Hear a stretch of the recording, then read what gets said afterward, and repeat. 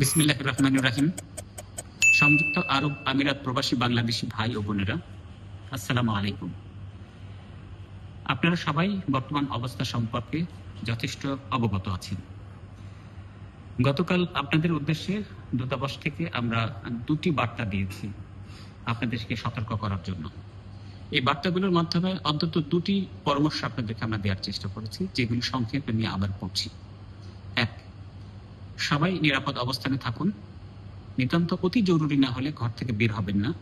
Passport, আমিরাত ID, নগদ দিরহাম, শুকনো খাবার, পানি ইত্যাদি হাতের কাছে রাখুন।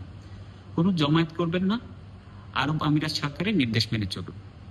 2, গুজবে কান দিবেন না। বিভ্রান্তিমূলক পোস্ট দেওয়া এবং শেয়ার করা থেকে বিরত থাকুন। আমিরাতে এটি একটি দণ্ডনীয় অপরাধ।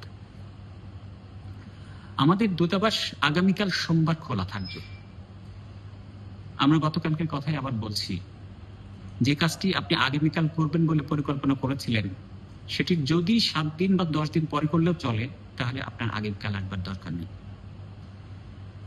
যদি এমন জরুরি হয় যে সেটা আপনার আগামীকালকেই করতে হবে, কেবলমাত্র সেক্ষেত্রে আসুন, আমাদেরকে আপনারা দূতাবাসে পাবেন। প্রিয় ভাই ও বোনেরা, সাহস হারাবেন না।